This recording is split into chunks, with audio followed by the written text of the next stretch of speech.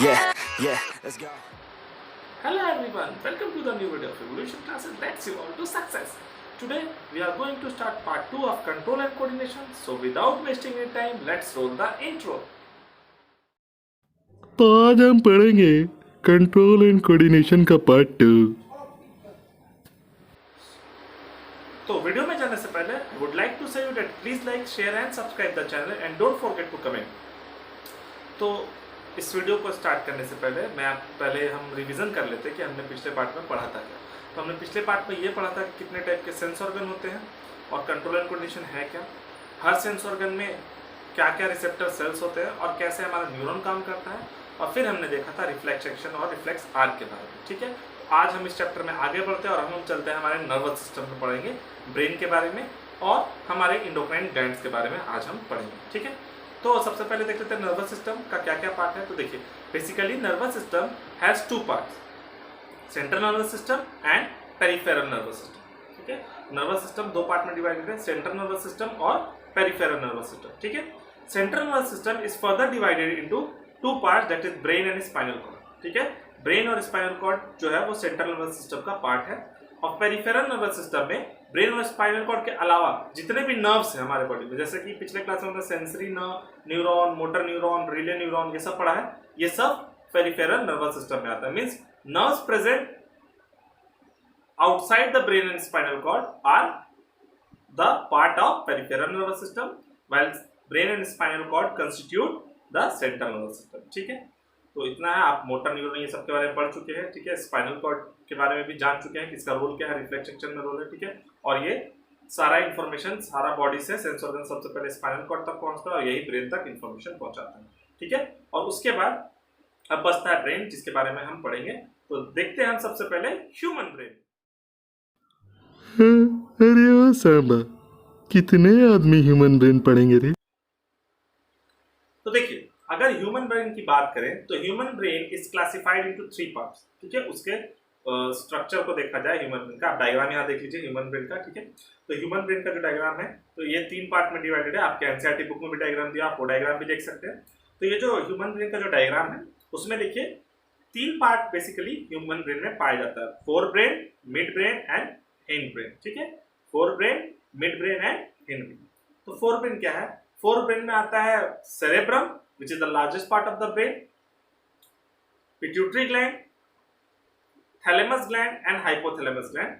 तो इस क्लास में आपको थैलेमस के बारे में नहीं पढ़ना है, लेकिन पिट्यूटरी और हाइपोथैलेमस के बारे में पढ़ना है, और वो हम पढ़ेंगे जब हम इंडोक्राइन ग्लैंड्स पढ़ेंगे तब। अभी हम देख लेते हैं सेरेब्रम का काम क्या है। ठीक है, तो सेरेब्रम जो है वो main thinking part of the brain है। ठीक है, आप कोई भी चीज डिसीजन लेते हैं ना सोच करके, मतलब जो भी वॉलेंट्री एक्शन आप लेते हैं, जैसे मान लीजिए आपको हाथ हिलाना है, ठीक है, आपको चलना है, दौड़ना है, कुछ भी करना है जो आप वॉलेंट्री हो। ठीक है, आपको लिखना है, आप किसी का मैंने जो कहा आपको सुन करके मान लीजिए नोट डाउन कर रहे हैं, तो आपका जो ब्रेन जो पार्ट है जो इस चीज को एनालाइज कर रहा है, ठीक है ना, आपको वॉलेंट्री एक्शन करवा रहा है, वो उस पार्ट को ब्रेन को हम बोलते हैं सेरेब्रम। ठीक है, तो largest part of the brain है, और सेरेब्रम ही स्टोरेज पार्ट है, आपकी यादों को स्टोर करके सेरेब्रम ही रखता है और वॉलेंट्री एक्शंस को कंट्रोल करता है। साथ ही साथ आपके सेंस ऑर्गन से रिलेटेड जितना भी चीज है, जैसे आपको किसी का चेहरा याद रहता है, तो उसका चेहरा आपने जब पहली बार देखा था तो उसका इमेज जो है आपके सेरेब्रम पोर्शन में स्टोर हो जाता है। तो सेंस ऑर्गन से जुड़ा हुआ जितना भी चीज है वो उसका मेन सेंटर जो है ना वो सेरेब्रम है। ठीक है, तो सेरेब्रम इतना है। पिट्यूटरी को हम मास्टर ग्लैंड बोलते हैं क्योंकि ये सारे ग्लैंड्स को कंट्रोल करता है, और हाइपोथैलेमस का काम फीलिंग हार्मोन्स रिलीज करना है। ठीक है, इसके बारे में हम डीपर में पढ़ेंगे जब हम इंडोक्राइन ग्लैंड्स पढ़ेंगे। ठीक है, तो अब हम चलते हैं वीडियो के अगले सेक्शन में, जिसमें हम देखेंगे मिड ब्रेन के बारे में। अरे खामोश, चलो शांति से मिड ब्रेन पढ़ो। हाँ, तो अगर हम मिड ब्रेन की फंक्शंस की बात करें तो mid brain act as a bridge between hind brain and fore brain. Also we can say that mid brain connects fore brain and hind brain. ठीक है, बेसिकली होता क्या है, जो भी इंफॉर्मेशन स्पाइनल कॉर्ड से फोर ब्रेन तक जाता है, मतलब सेरेब्रम तक जाता है एनालिसिस के लिए, मिड ब्रेन से होकर जाता है। आप ये कह सकते हैं एक रिले स्टेशन की तरह है। ठीक है, वो इन्फॉर्मेशन पास ऑन करता है। ठीक है, और ये भी कह सकते हैं कि हिंद ब्रेन तक भी जो इन्फॉर्मेशन जाता है, या फिर हिंद ब्रेन भी इन्फॉर्मेशन जो फोर ब्रेन तक पहुंचाता है, वो मिड ब्रेन से ही होकर जाता है। तो आप ये बोल सकते हैं mid brain act as a bridge between fore brain and hind brain, और we can say that mid brain connects fore brain and hind brain. अब दूसरा फंक्शन की बात करें मिड ब्रेन का, तो it is associated with various controls like motor control, vision, hearing and temperature control. ठीक है, तो ये हमारे बॉडी का मोटर कंट्रोल, मोटर मतलब मूवमेंट का कंट्रोल है। ठीक है, उसमें कहीं ना कहीं इसका रोल है। विजन, अगर देखना है किसी चीज का विजन से रिलेटेड है तो इसका कंट्रोल में इसका वर्क कुछ ना कुछ कहीं ना कहीं कुछ काम है। हियरिंग से रिलेटेड काम ये करता है, और टेम्परेचर, बॉडी का टेम्परेचर कंट्रोल करने में भी इसका बहुत इंपॉर्टेंट रोल है। ठीक है, तो दो फंक्शंस मेन हुआ मिड ब्रेन का। सबसे पहला, it act as a bridge between hind brain and fore brain, और we can say that it connects fore brain to hind brain. Point number 2, it is associated with various controls like vision control, hearing control, motor control and temperature control. ठीक है, तो चलिए अब हम चलते हैं third part of the brain which is hind brain. तुम लोगों को अब हिंद ब्रेन पढ़ना पड़ेगा। सो अगर हम बात करें हिंड ब्रेन की, तो they are basically 3 components of hind brain या 3 parts of hind brain: pons, medulla and cerebellum.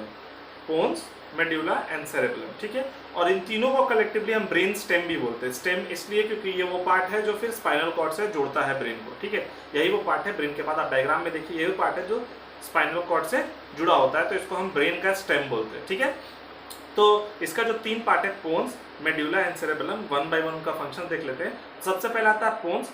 तो पोन्स जो है, it is the respiratory rhythm controller. ये रेस्पिरेशन के रिदम को कंट्रोल करता है कि रेस्पिरेशन तेज करना है या धीरे करना है। ठीक है, तो it is the respiration rhythm controller. और भी बहुत सारा इसका इनवॉलेंट्री फंक्शंस में रोल है कहीं ना कहीं, और इंफॉर्मेशन को ये स्पाइनल कॉर्ड से ब्रेन तक पहुंचाने में भी काम करता है। लेकिन सबसे ज्यादा इंपॉर्टेंट फंक्शन इसका यही है कि it act as a respiratory rhythm controller. ये रेस्पिरेटरी के रिदम को कंट्रोल करता है। ठीक है, रिदम तेज करना या स्लो। ठीक है, point number, now part number 2, medulla. ना मेड्यूला ऑब्लोंगाटा क्या है? जितना भी इनवॉलेंट्री एक्शंस होता है हमारे, जैसे ये blinking of eyes, watering of mouth after seeing a tasty food, चाहे फूड पाइप का पेरिस्टाल्टिक मूवमेंट, चाहे हमारे बॉडी के इंटरनल बॉडी पार्ट्स में जितने सारे इनवॉलेंट्री एक्शंस होते हैं, that is all controlled by medulla oblongata. So all the involuntary actions of our body is controlled by medulla oblongata. ठीक है, and part number 3rd is cerebellum. Cerebellum controls or it maintains the balance and posture of the body. हमारे body का balance, इसलिए हम एक टांग पे खड़ा हो सकते हैं, योगा कर सकते हैं, जो भी है, तो उस टाइम सेरेबेलम का बहुत इंपॉर्टेंट रोल है। ये हमारे बॉडी का बैलेंस और पोस्चर मेंटेन करता है। ठीक है, तो तीनों पार्ट का मैंने फंक्शन बता दिया। सबसे पहले pons, that is act as a respiratory rhythm controller. Point number 3rd, part number 2, medulla, it controls all the involuntary actions of the body. And part number 3rd is cerebellum, that controls the balance and posture of the body. ठीक है, अब हम चलेंगे हमारे video के अगले section में, जिसमें हम पढ़ेंगे इंडोक्राइन ग्लैंड्स के बारे में और हमारे बॉडी में ग्लैंड्स का क्या क्या रोल है। हम वन बाय वन हर एक ग्लैंड्स के बारे में पढ़ेंगे। तो चलिए चलते हैं हम अपने वीडियो के अगले सेक्शन में। अरे पुष्पा, चल इंडोक्राइन ग्लैंड्स पढ़ ले रे।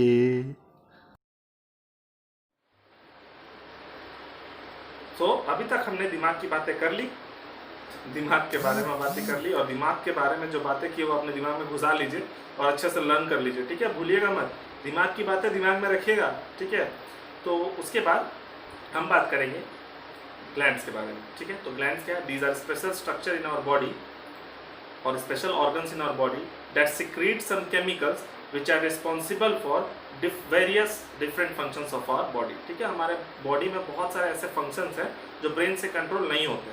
ठीक है, जैसे आपका हाइट बढ़ना, ब्रेन कंट्रोल नहीं करता। आपके बॉडी का ब्लड शुगर कंट्रोल करना, वो ब्रेन कंट्रोल नहीं करता है। ठीक है, तो ऐसा बहुत सारा बॉडी फंक्शंस है जो एक स्पेशल टाइप के ऑर्गन सिस्टम से कंट्रोल होता है, और वो जो ग्लैंड्स है वो कुछ ना कुछ सिक्रीट करता है। ठीक है, तो उसको हम बोलते हैं ग्लैंड्स।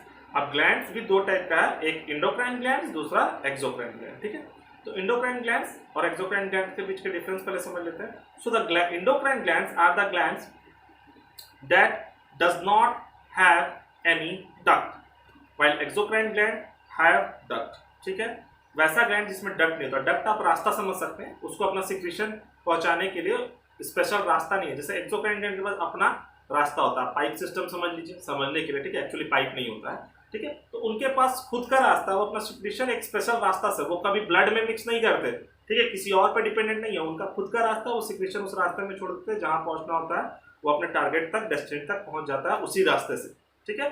लेकिन इंडोक्राइन ग्लैंड्स के पास अपना खुद का रास्ता नहीं है। अब नहीं है तो ये अपना सिक्रेशंस पहुंचाते कैसे हैं, ठीक है। सो endocrine glands mix their secretion directly into the blood, while exocrine glands does not mixes their secretion directly into the blood.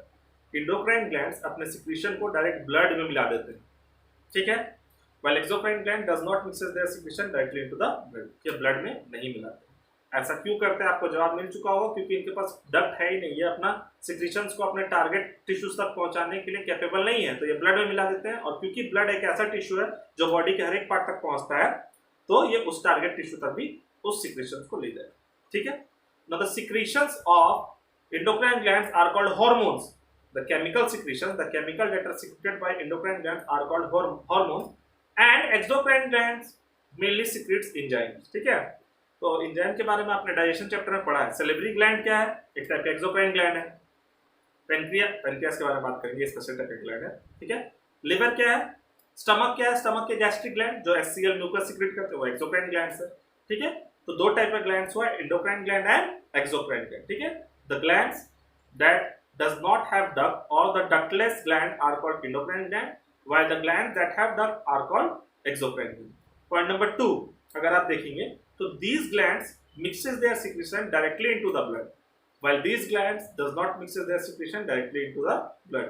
Point number 3, the secretions of endocrine gland are called hormones, while the secretions of exocrine gland are called enzymes, ठीक है। Example इसका बता दिया। इसका जो example है जो आपको इस क्लास में पढ़ना है, उसमें मैंने दो एग्जाम्पल तो पहले ही दे दिया, पिट्यूटरी और हाइपोथैलेमस। उसके बाद हमारे गले नेक रीजन में प्रेजेंट होता है थायराइड, उसके बाद हमारे किडनी के ऊपर प्रेजेंट होता है एड्रिनल, उसके बाद पेनक्रियाज भी। दोस्तों पेनक्रियाज एक ऐसा ग्लैंड है जो इंडोक्राइन भी है और एक्सोक्राइन भी है, it's the gland which is both endocrine and exocrine. वैसे लिवर भी एक ऐसा ही ग्लैंड है, ठीक है, पर लिवर का आपको इंडोक्राइन पार्ट का रोल अभी नहीं पढ़ना है, वो हायर क्लास में पढ़ना है, ठीक है। तो पेनक्रियाज हो गया, एड्रिनल हो गया। उसके बाद जो आएगा वो ग्लैंड होगा टेस्टिस ग्लैंड जो कि मेल में पाया जाता है, एंड ओवरीज ग्लैंड जो कि फीमेल में पाया जाता है। उसके अलावा थाइमस ग्लैंड भी प्रेजेंट है, ठीक है, उसके बारे में बात करेंगे। और हम पीनियल ग्लैंड के बारे में भी बात करेंगे जो कि हमारे ब्रेन में प्रेजेंट होता है मिड में, ठीक है। तो चलिए चलते हैं वन बाय वन हम एंडोक्राइन ग्लैंड्स के बारे में। अरे भैया different kinds of endocrine glands पढ़ लीजिए, हाँ क्या बोलते हैं, हाँ। तो चलिए स्टार्ट करते हैं एंडोक्राइन ग्लैंड्स के बारे में। और जैसा कि मैंने नाम बताया एंडोक्राइन ग्लैंड्स का जो आपको पढ़ना है, 2000 फिर से दोहरा देता हूँ। सबसे पहले pituitary, number 2 is hypothalamus, number 3 is pineal gland, then thyroid gland, then parathyroid, ये छूट गया था, then pancreas, then adrenal, and then testis in male and ovaries in females. इतने सारे ग्लैंड्स के बारे में आपको पढ़ना है। तो वन बाय वन हम हर ग्लैंड के बारे में पढ़ेंगे। और मैं बता दूं कि पिट्यूटरी और हाइपोथैलेमस को हम लास्ट में पढ़ेंगे, क्योंकि सारे ग्लैंड्स का जब तक आप फंक्शन समझेंगे नहीं, हम इन दोनों का फंक्शन समझना थोड़ा सा मुश्किल होगा, ठीक है। तो हम जब भी ग्लैंड के बारे में पढ़ेंगे तो हम सबसे पहले देखेंगे उसके पोजीशन के बारे में, उसके बाद देखेंगे उसका हार्मोन का नाम और उसका फंक्शन क्या है, ठीक है, और उसके कमी से हमें क्या प्रॉब्लम हो सकता है। तो जैसा उसका फंक्शन है वैसा उसका कमी होगा तो वैसा उसको प्रॉब्लम होगा, ठीक है। तो स्टार्ट करते हैं नंबर 1 जो कि है पीनियल ग्लैंड, ठीक है। तो पीनियल ग्लैंड क्या है, it is present in brain, brain इसका पोजीशन है, ठीक है। और इसका हार्मोन का नाम है मेलाटोनिन, मेलाटोनिन हार्मोन का नाम है पीनियल ग्लैंड का। और इसका काम है it control sleep cycle, sleep cycle control करता है हमारा, ठीक है, हम कितने देर सोते हैं, स्लीप साइकिल। जैसे आप ये चीज समझ पा रहे हो ना, मान लीजिए आपका स्लीप साइकिल रोज 10 से 6 बजे का, ठीक है, रोज।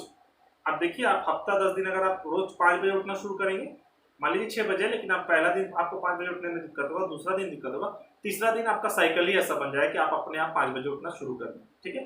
साथ ही साथ एक एग्जाम्पल के तौर पर आप ऐसा भी ले सकते हैं कि मान लीजिए आपका 8 घंटे का स्लीप साइकिल है, ठीक है। किसी रात आप शादी पार्टी या फिर किसी कारण पूरी रात नहीं सो पाते, तो क्या ऐसा होता है क्या कि अगले दिन आप अगले रात का भी सो ले 8 घंटा और पिछले रात जो मैंने नहीं सोया था उसका 16 घंटा सो ले? नहीं, ऐसा होगा कि आप 8 के बजाय 10 घंटे सोए, 11-12 घंटे सोए, बट पूरा 16 घंटा तो नहीं सोइएगा। तो वो 3-4 घंटे मैनेज हो गए आने वाले दिन में, उसके बाद अगले दिन में फिर 3-4 घंटे मैनेज कर लिया जाएगा। और ये जो पूरा 16 घंटा का प्रॉब्लम था, सॉरी 8 घंटा जो मैंने सोया था, वो धीरे 1 2 3 4 दिन करके पूरा जो है वो मैनेज हो जाएगा। ठीक है, तो कुछ इस तरह से ये मैनेज होता है स्लीप साइकिल। तो ये जो कंट्रोल होता है ना by the gland called pineal gland. ठीक है, अब हम चलते हैं हमारे दूसरे ग्लैंड में जो कि है थायराइड ग्लैंड। हाँ, अब आ रही है थायराइड और पैराथायराइड के बारे में पढ़ने की। तो अब जो हमें ग्लैंड पढ़ना है वो है थायराइड ग्लैंड, जो कि प्रेजेंट होता है नेक रीजन में। इसके हार्मोन का नाम है थायरॉक्सिन। वैसे और भी बहुत ज्यादा हार्मोन होते हैं जो आपको हायर क्लास में पढ़ना है, ट्राईआइडोथायरोनिन, थायरोनिन वगैरह जो भी है। ठीक है, तो थायरॉक्सिन जो हार्मोन है ना, उसका काम क्या है? It controls metabolism of our body. और मेटाबॉलिज्म है क्या? The sum of all the reactions occurring inside our body. हमारे बॉडी में रिएक्शंस हो रहा है। रिएक्शंस आपने न्यूट्रिशन में भी पढ़ा है और रेस्पिरेशन में भी पढ़ा है। न्यूट्रिशन में आपने देखा था ना कैसे कार्बोहाइड्रेट सेलेब्री एमएलएस के एक्शन से माल्टोज में टूटता है, बाद में माल्टोज पे कुछ और एंजाइम एक्ट करता है तो वो जाकर ग्लूकोज बन जाता है। तो ये मेटाबॉलिज्म है। उसी तरह रेस्पिरेशन में भी मेटाबॉलिज्म हुआ था। जो हमारा ग्लूकोज है उससे एनर्जी निकल रहा था, वहाँ पे भी केमिकल रिएक्शन है। तो जो भी केमिकल रिएक्शन बॉडी में होता है उसका समअप कर दे पूरा, तो उसको हम बोलते हैं मेटाबॉलिज्म।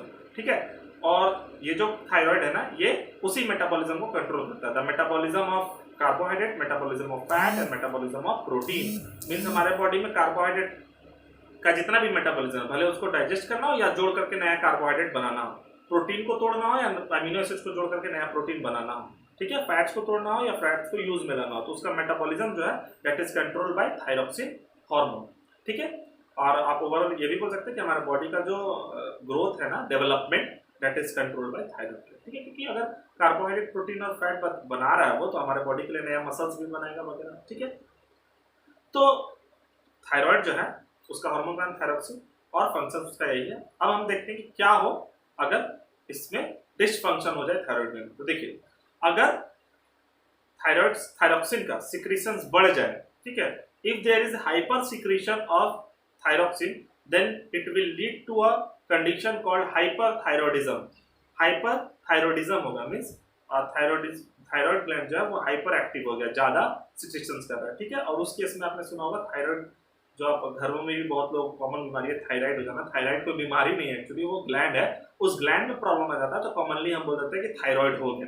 ठीक है, थायराइड बचपन से होता है सबके। ठीक है, थायराइड एक ग्लैंड है, वो सिक्रीशन जब ज्यादा करने लगेगा तो हाइपरथायरॉयडिज्म बीमारी होगा, तो उसका बढ़ना प्रॉब्लम है बॉडी। ठीक है, और अगर इसका एक्टिविटी कम हो जाए, मीन्स थायरॉक्सिन का सिक्रीशन कम हो जाए, चाहे कारण कुछ भी हो, जैसे आयोडीन की कमी से भी थायरॉक्सिन नहीं बन पाता है।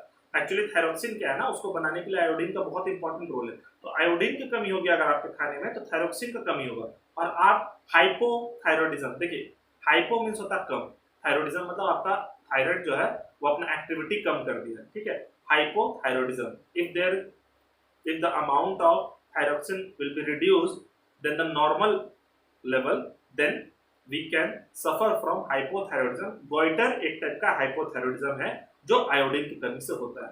जब आयोडीन की कमी से थायरॉक्सिन कम बनेगा तो उसको हम बोलते हैं गोइटर। ठीक है, तो दो हुआ, एक जब हाइपर एक्टिविटी होगा तो हाइपरथायरॉयडिज्म होगा, जब हाइपो एक्टिविटी होगा तो हाइपोथायरॉयडिज्म। ठीक है, गोइटर एक टाइप का हाइपोथायरॉयडिज्म। ठीक है, और अब हम देख लेते हैं अगला ग्लैंड जो कि है पैराथायरॉयड ग्लैंड। ठीक है, तो थायराइड ग्लैंड क्या है ना, नेक में प्रेजेंट होता है, दो पेयर में होता है। ठीक है, ऐसे लोब की तरह फैरिंग्स के पास, ठीक है, फूड पाइप के पास ऐसे दो होता है। उस दोनों लोब में छोटा छोटा दो प्रेजेंट होता है पैराथायरॉयड। एक थायराइड में दो पैराथायरॉयड, एक थायराइड में दो पैर, तो टोटल 4 पैराथायरॉयड होता है, 2 पेयर पैराथायरॉयड होता है। एक थायराइड में एक पेयर पैराथायरॉयड और दूसरे थायराइड में एक पेयर पैराथायरॉयड। तो पैराथायरॉयड ग्लैंड का हार्मोन का जो नेम है दैट इज पैराथॉर्मोन। ठीक है, पैराथॉर्मोन नाम है इसका, और it controls the calcium and potassium level of our body. हमारे बॉडी का कैल्शियम और पोटेशियम लेवल कंट्रोल करता है। ठीक है, पैराथॉर्मोन। और आपको पता है ना, कैल्शियम का कमी होगा तो हमारा बॉडी क्या होगा, बोन स्ट्रॉन्ग नहीं रहेगा। ठीक है, the deficiency of parathormone can lead to bone related disease और teeth related disease हो सकता है। ठीक है, तो कैल्शियम और पोटेशियम हमारे बॉडी का ऑस्मोटिक बैलेंस मीन्स हमारे बॉडी का आयंस का बैलेंस कंट्रोल करता है, ठीक है, तो उसमें भी प्रॉब्लम हो सकती है। तो पैराथायराइड ग्लैंड तो हार्मोन का नेम पैराथॉर्मोन एंड इसका फंक्शंस अगर हम देखेंगे तो it controls calcium and potassium level of our body. In case of deficiency of parathormone, our body may suffer from bone related disease. Also it may suffer from osmotic imbalance, हमारे body का osmotic balance बिगड़ सकता है, ठीक है। अब हम चलते हैं हमारे वीडियो के अगले सेक्शन में, जिसमें हम पढ़ेंगे पेनक्रियास ग्लैंड के बारे में और एड्रिनल ग्लैंड के बारे में। ओए, पैनक्रियास और एड्रिनल ग्लैंड के बारे में पढ़ लो तुम लोग। तो अब हम पढ़ेंगे पेनक्रियास ग्लैंड के बारे में। इसका पोजीशन आप सबको पता है, आपने डाइजेशन चैप्टर में उसका पोजीशन देखा है, स्टमक के बगल में होता है प्रेजेंट, ठीक है। तो पेनक्रियास ग्लैंड जो है उसका जो हार्मोन का नाम है, एक्चुअली ये दो टाइप का हार्मोन सिक्रेट करता है, इंसुलिन एंड ग्लूकाजिन, ठीक है। और पेनक्रियास ग्लैंड जो है वो पैनक्रियाटिक जूस भी करता है, लेकिन वो उसका एक्सोक्राइन पार्ट है। जैसा कि मैंने आपको एग्जाम्पल में पहले ही बताया कि pancreas is a gland which is both endocrine and exocrine. इसका दोनों फंक्शन है, इंडोक्राइन सेक्शन भी है और इसके ऑर्गन के अंदर, और एक्सोक्राइन सेक्शन भी है। इंडोक्राइन सेक्शन हार्मोन सिक्रेट करता है, एक्सोक्राइन सेक्शन जो है पैनक्रियाटिक जूस सिक्रेट करता है जो डाइजेशन में करता है, ठीक है।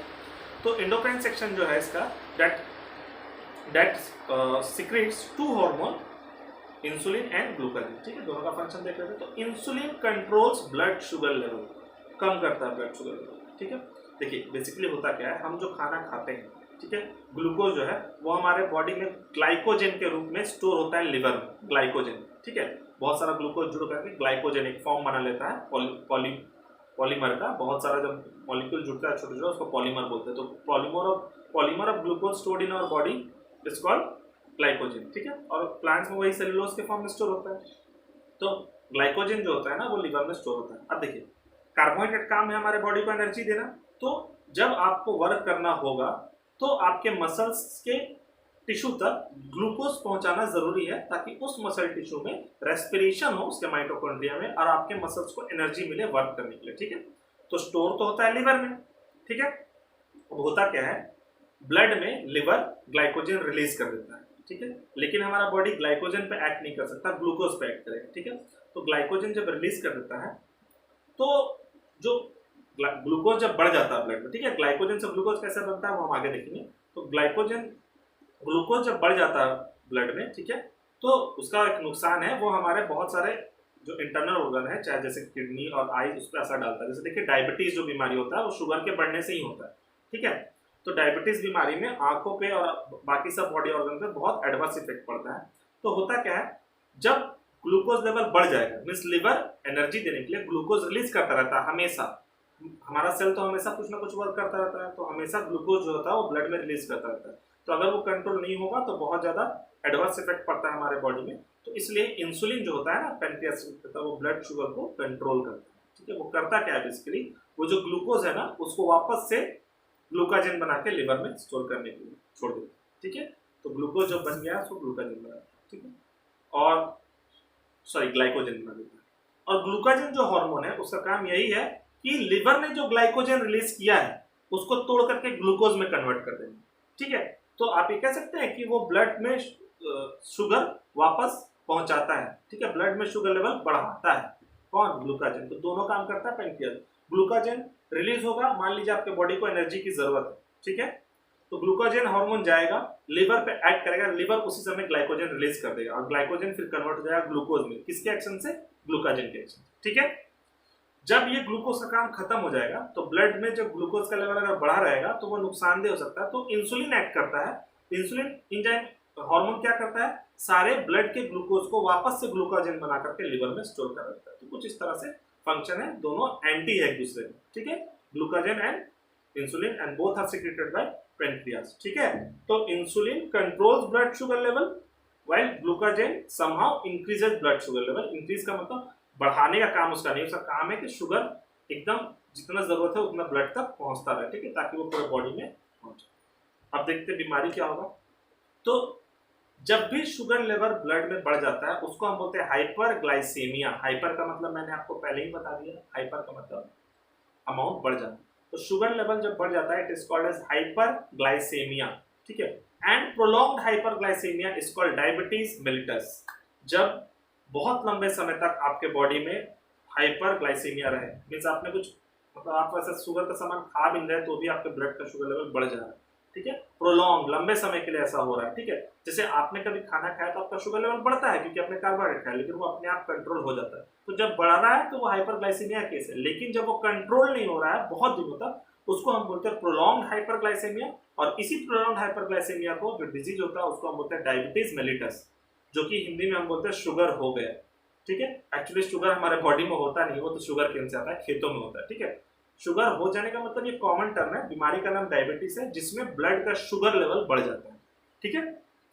तो hyperglycemia is a case when there is increase in the sugar concentration in the blood. When this sugar concentration increase for longer period of time, then it is called prolonged hyperglycemia which leads to a disease called diabetes mellitus.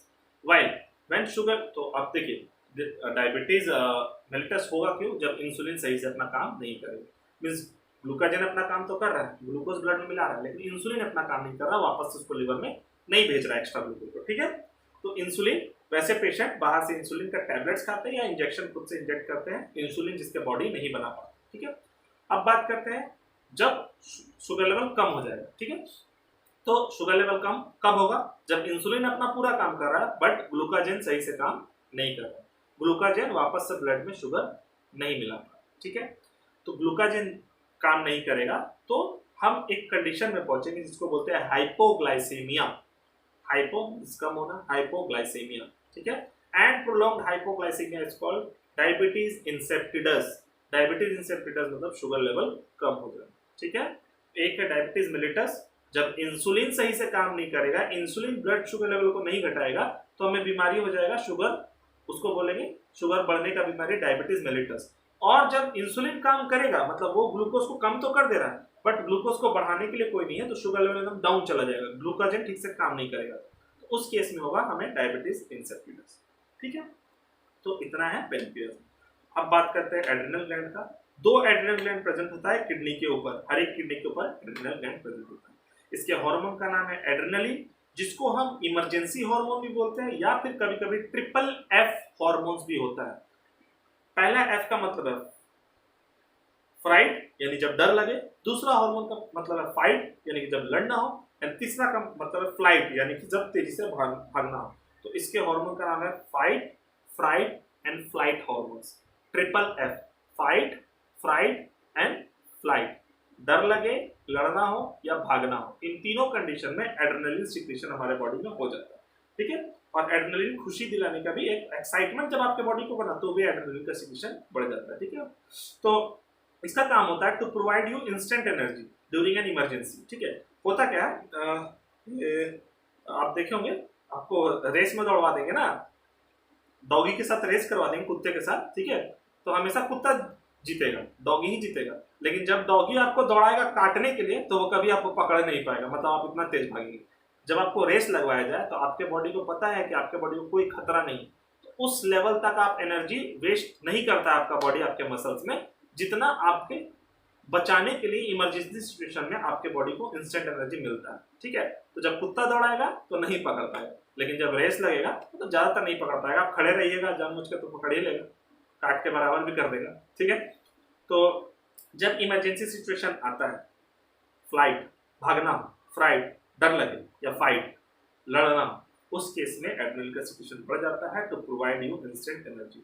जिसके body में adrenaline का secretion नहीं होता है वो excitement show नहीं कर पाता। जैसे किसी भी बहुत सारे स्टूडेंट और बहुत सारे ऐसे लोग होते हैं जिनको बहुत सारे सिचुएशन में हंसी ही नहीं आता, ठीक है, मतलब आप उनको बोरिंग बोलते हैं या फिर वो किसी भी चीज़ में एक्साइटमेंट, अरे यार नहीं करना है वाला एटीट्यूड रहता है, ठीक है। तो उनके बॉडी में एड्रेनलिन का कमी हो सकता है, ठीक है। और हर किसी को जो मतलब जिसको किसी चीज़ में इंटरेस्ट नहीं है तुम्हारे बॉडी में एड्रेनलिन का कमी है मत बोलने लगा, ठीक है, ऐसा हो सकता है, ठीक है। तो एड्रेनलिन में यही है, ट्रिपल एफ हार्मोन है, इमरजेंसी हार्मोन है, it provides you instant energy during emergency, ठीक है। और कभी कभी आपको एक्साइटमेंट जब होता है तो भी एड्रेनलिन का सिक्रीशन होता है, और आपको हैप्पीनेस फील कराने के लिए भी एड्रेनलिन का सिक्रीशन होता है। तो चलिए अब हम चलते हैं हमारे अगले एंडोक्राइन ग्लैंड्स में, जिसमें हम पढ़ेंगे टेस्टिस और ओवरीज के बारे में। चलो टेस्टिस एंड ओवरीज के बारे में पढ़ लो है। तो सबसे पहले अब हम देख लेते हैं टेस्टिस ग्लैंड्स। आपको टेस्टिस ग्लैंड जो है उसका हार्मोन का नाम है टेस्टोस्टेरोन और इसका लोकेशन है लोअर एब्डोमेन। एब्डोमेन मतलब नाभि या पेट से नीचे का हिस्सा, ठीक है। लोअर एब्डोमेन, एब्डोमेन जो है ये अपर एब्डोमेन है पेट का हिस्सा, लोअर एब्डोमेन उसके नीचे का हिस्सा, ठीक है। तो लोअर एब्डोमेन में टेस्टिस ग्लैंड पाया जाता है। इसके बारे में डीप में आप रिप्रोडक्शन चैप्टर में पढ़ेंगे, ठीक है। तो टेस्टिस ग्लैंड जो है वे भी पेयर में प्रेजेंट है, 2 टेस्टिस ग्लैंड प्रेजेंट होता है जिसका काम होता है हार्मोन सिक्रेट करना टेस्टोस्टेरोन। और टेस्टोस्टेरोन का काम है एक तो मेल गैमेट यानी कि स्पर्म प्रोडक्शन में हेल्प करना, एंड दूसरा it controls all the sexual secondary sexual characters of male. देखिए सेकेंडरी सेक्सुअल कैरेक्टर्स क्या है, जो भी चेंजेस आता है बॉडी में प्यूबर्टी गेन करने के बाद, आप क्लास 8 में पढ़ चुके हैं इस चीज़ को। प्यूबर्टी यानी कि मेल में प्यूबर्टी गेन करने के बाद उसका वॉइस क्रैकनिंग होता है, फिर फेशियल हेयर ग्रोथ और बॉडी पार्ट्स में हेयर ग्रोथ जो होता है वो टेस्टोस्टेरोन के कारण ही होता है। तो टेस्टोस्टेरोन का काम है एक तो सेकेंडरी सेक्सुअल कैरेक्टर्स यानी प्यूबर्टी के टाइम जो भी चेंजेस आता है मेल में उसको कंट्रोल करना, and point number 2 sperm production में हेल्प करना, ठीक है। और आप बात करते हैं ओवरीज का, जो खुद पेयर में प्रेजेंट होता है फीमेल्स में, और उसका काम है हार्मोन सिक्रेट करना, प्रोजेस्टेरॉन एंड ईस्ट्रोजन। 2 हार्मोन है जो सिक्रेट करता है, प्रोजेस्टेरॉन और ईस्ट्रोजन, और इनका काम है ओवम प्रोडक्शन करना, ओवम फीमेल गैमेट, ठीक है। जैसे कि टेस्टोस्टेरोन मेल गैमेट प्रोडक्शन में हेल्प करता है, उसी तरह प्रोजेस्टेरॉन जो है वो ओवम प्रोड्यूस यानी फीमेल गैमेट प्रोड्यूस करने में हेल्प करता है। साथ ही साथ जिस तरह मेल का सेकेंडरी सेक्सुअल कैरेक्टर्स कंट्रोल होता है टेस्टोस्टेरोन से, in the same way the secondary sexual characters in female is controlled bye ovaries में। तो सेकेंडरी सेक्सुअल कैरेक्टर फीमेल में क्या है, ब्रेस्ट डेवलपमेंट होता है, ठीक है, उनमें मेंस्ट्रुएशन शुरू हो जाता है। तो ये सब जो चेंजेस है that is controlled by progesterone and oestrogen, ठीक है। और अब हम अपने वीडियो के आखिरी सेक्शन में चलेंगे जिसमें हम पढ़ेंगे पिट्यूटरी और हाइपोथैलेमस के फंक्शन के बारे में। गब्बर, मैं आ रहा हूँ पिट्यूटरी और हाइपोथैलेमस पढ़ाने। गब्बर, तो देखिए पिट्यूटरी ग्लैंड को हम बोलते हैं मास्टर ग्लैंड। ना मास्टर ग्लैंड इसलिए बोलते हैं because it controls activities of all the other glands of the body. हमारे बॉडी के बाकी जितने भी ग्लैंड्स है उसके एक्टिविटी को कंट्रोल करता है पिट्यूटरी ग्लैंड। मास्टर है मास्टर पिट्यूटरी ग्लैंड, ठीक है, हमको मत बोलना शुरू कर दीजिएगा। तो पिट्यूटरी ग्लैंड जो है वो मास्टर ग्लैंड है। अब कैसे करता है, उसके कुछ हार्मोन्स को हम देखते हैं कैसे काम करता है। सबसे पहला हार्मोन जो है वो है TSH, थायराइड स्टिमुलेटिंग हार्मोन। फिर बात करते हैं GnRH, गोनेडोट्रोपिन रिलीजिंग हार्मोन, और एक और हार्मोन का बात करते हैं GH जो कि ग्रोथ हार्मोन। 3 हार्मोन की बात करते हैं, ठीक है। पहला है थायराइड स्टिमुलेटिंग हार्मोन। देखिए थायराइड को स्टिमुलेट यानी कि उसको काम करने के हार्मोन मजबूर करे वैसा हार्मोन, ठीक है। तो आपका थायराइड ग्लैंड थायरोक्सिन तभी रिलीज करता है जब TSH आके उसको ऑर्डर देता है। तो पिट्यूटरी ग्लैंड से TSH निकलेगा तो वो थायराइड ग्लैंड के एक्टिविटी को कंट्रोल करेगा, ठीक है। तो TSH देखिए थायराइड ग्लैंड को कंट्रोल करना है ना, तो इसका नाम है थायराइड स्टिमुलेटिंग हार्मोन जो कि सीक्रेट होता है पिट्यूटरी से, ठीक है। अब बात करते हैं GnRH, gonadotropin releasing hormone. Gonadotropin releasing hormone, gonads पहले होता क्या, देखिए गोनैड का मतलब होता है primary sex organ. Male gonads का मतलब टेस्टिस और फीमेल गोनैड्स का मतलब ओवरीज। तो गोनेडोट्रोपिन रिलीजिंग हार्मोन होता क्या है GnRH। जब आप पिट्यूटरी के एज में पहुंच जाते हैं तो ब्रेन से GnRH रिलीज होता है, गोनेडोट्रोपिन रिलीजिंग हार्मोन। वो गोनैड्स को क्या ऑर्डर देता है कि अब तुमको अपना हार्मोन सिक्रेट करना है ताकि जो भी सेकेंडरी सेक्सुअल कैरेक्टर्स है वो डेवलप कर जाए मेल और फीमेल। तो GnRH जब निकलेगा वो जाकर टेस्टिस को ऑर्डर देगा, तो टेस्टिस टेस्टोस्टेरोन रिलीज करेगा जिसके कारण मेल में जितना भी चेंजेस है ड्यूरिंग प्यूबर्टी वो आएगा। गोनेडोट्रोपिन रिलीजिंग हार्मोन जब ओवरीज पे एक्ट करेगा तो ओवरीज से प्रोजेस्टेरॉन और एस्ट्रोजन निकलेगा जो फीमेल के जितने भी सेकेंडरी सेक्सुअल कैरेक्टर्स चेंज होता है ना, आता है जो भी चेंजेस वो कंट्रोल होता है। आप देख रहे हैं GnRH जो है वो मेल और फीमेल दोनों के टेस्टिस एंड ओवरीज रेस्पेक्टिवली इसको कंट्रोल करता है। और लास्ट अगर हम बात करें GH जो कि ग्रोथ हार्मोन है, वो हमारे बॉडी का हाइट, आपने देखा होगा प्यूबर्टी गेन करने के बाद हाइट जो है ना हमारा बढ़ता है। तो GH जो है ग्रोथ हार्मोन, वो जाता है थायराइड पे एक्ट करता है, थायराइड थायरोक्सिन रिलीज करता है जो कि प्रोटीन का मेटाबॉलिज्म बढ़ा देता है ताकि हमारे बॉडी का ग्रोथ हो, हाइट बढ़े, ठीक है। तो GH जो है वो एक तरह से हमारे बॉडी का ग्रोथ भी कंट्रोल करता है, ग्रोथ हार्मोन, ठीक है। अब देखिए इसका भी नुकसान है, जब ग्रोथ हार्मोन का हाइपर सिक्रीशन होगा, ज्यादा होगा तो आप जाइंटिज्म मतलब आपका हाइट जरूरत से ज्यादा बढ़ जाएगा, और कम सिक्रीशन होगा तो डॉर्फिज्म झेल सकते हैं। डॉर्फिज्म मतलब बौनापन, ठीक है। तो जीएच का भी इसी तरह काम है। तो आपने देखा कैसे पिट्यूटरी ग्लैंड मास्टर ग्लैंड है, इसका मैंने 3 हार्मोन बताया, और भी बहुत सारा हार्मोन है, हर ग्लैंड के लिए अलग अलग हार्मोन है। मैंने सिर्फ 3 बताया। टीएसएस थायराइड स्टिमुलेटिंग हार्मोन, जो थायराइड को स्टिमुलेट करता है। Hormone number 2 GnRH gonadotropin releasing hormone, जो मेल गोनेट्स यानी कि टेस्टिस और फीमेल गोनेट्स यानी कि ओवरीज को कंट्रोल करता है। और थर्ड नंबर हार्मोन जो मैंने बताया वो जीएच, जो कि ग्रोथ हार्मोन है, वो बॉडी के ग्रोथ को कंट्रोल करता है। अगर ग्रोथ हार्मोन का सिक्रेशन बढ़ जाता है तो इट कैन लीड टू जायंटिज्म, बढ़ सकते हैं, ज्यादा जरूरत से ज्यादा हाइट बढ़ जाएगा। और अगर इसका सिक्रेशन कम होता है तो इट विल लीड टू डवार्फिज्म, जो कि बौनापन। ठीक है, अब बात करते हैं हाइपोथैलेमस के बारे में। देखिए हाइपोथैलेमस का बहुत सारा हार्मोन है। ठीक है, हाइपोथैलेमस तो पहले पिट्यूटरी को कंट्रोल करता है, कब उसको सिक्रेशन भेजना है, कब सिक्रेशन नहीं भेजना है, वो कंट्रोल करता है पिट्यूटरी को। कौन? हाइपोथैलेमस। साथ ही साथ ये हमारे बॉडी के टेम्परेचर को भी कंट्रोल करता है हाइपोथैलेमस। ठीक है, आपका बॉडी का टेम्परेचर, बुखार होता है ना तो हाइपोथैलेमस का एक्टिविटी बढ़ जाता है। ठीक है, तो हाइपोथैलेमस का फंक्शन अगर देखें तो इट कंट्रोल्स पिट्यूटरी, पिट्यूटरी को कंट्रोल करता है। ठीक है, हाइपोथैलेमस का बहुत सारा हार्मोन है, पिट्यूटरी का हर हार्मोन के लिए उसके पास हार्मोन है जो पिट्यूटरी के, मान लीजिए जीएनआरएच का सिक्रेशन बढ़ाना है तो उसके लिए हाइपोथैलेमस से हार्मोन जाएगा, उसके सिक्रेशन को रोकना है तो हाइपोथैलेमस से फिर कंट्रोल होगा, वो रोकना है। ठीक है, और साथ ही साथ ये हमारे बॉडी का टेम्परेचर भी कंट्रोल करता है। कौन? हाइपोथैलेमस। ठीक है, तो इतना ही है आज ह्यूमन के एंडोक्राइन ग्लैंड्स के बारे में। ठीक है, अब एक टॉपिक जो मेन बचता है वो है coordination and control in plants, जो कि हम पढ़ेंगे अपने वीडियो के अगले पार्ट में। ठीक है, आज के लिए बस इतना ही रहने देते हैं। और मैं आपसे कहना चाहूँगा कि अगर आपको हमारा काम पसंद आता है तो वीडियो को लाइक करें, शेयर करें, सब्सक्राइब करें, और लाइक का टारगेट में आपको 100 लाइक तक जरूर पहुंचाएं इस वीडियो को, और कमेंट करना बिल्कुल ना भूलें। Till then, goodbye.